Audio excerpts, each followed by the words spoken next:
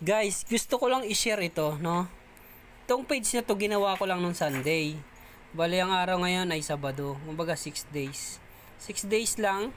Napakabilis ng improvement ng ating channel kasi meron na siyang 15,844. Then may reach na siyang 1.5 million. Then yung ayan. Sa madaling salita, yung ganitong performance ng page ay napakaganda.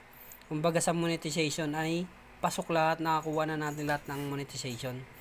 Ang problema ko lang guys, hindi pala pwedeng ma-monetize ang page kapag bago pa lang. Kailangan mo pala siyang paabutin ng 30 days para siya ay ma-monetize. Andun. Yan, sisilipin po natin yung monetization niya. Ito, monetization. Yan, unahin natin tong sa stream ads. Kung titingnan nyo sa stream ads, ito, dito tayo. Nahit na po natin yung live na kailangan mo makalimang live sa loob ng 30 days. Okay na yan, nakuha na natin yan. Yung eligible na tayo dyan, yung criteria na yan. Then, itong 60,000 minutes hours within sa loob ng 60 days ay nahit na rin natin. 60,000 lang pero umabot na tayo sa 570,000. Diba? Sobra-sobra na tayo sa minutes views. Yan, nakuha na natin criteria. Dito tayo nagka-problema. Your reside in eligible country. Ibig sabihin eligible yung country natin. Okay. Dito tayo nagka-problema guys. You follow Facebook content monetization policies. Ayan, nag-X dyan. Nung tinignan ko guys kung bakit nag-X kahit bago pa tong page ko, kahit wala naman tayong violation, ang problema pala ay hindi pa umabot ng 30 days. Kailan palang paabuti ng 30 days yung ating page. Ayun pala.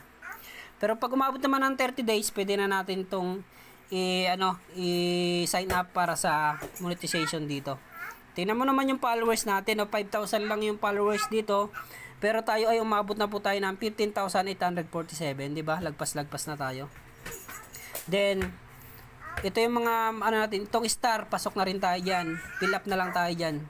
Ang star naman ay ganyan din pasok na rin tayo, ganyan din ang problema sa star yung follow Facebook content monetization policies, ganyan din naging problema natin dyan, kailangan mag 30 days. Then ito, subscription, pasok na rin tayo dyan. Yun din ang problema natin dyan kaso sa country natin hindi siya eligible.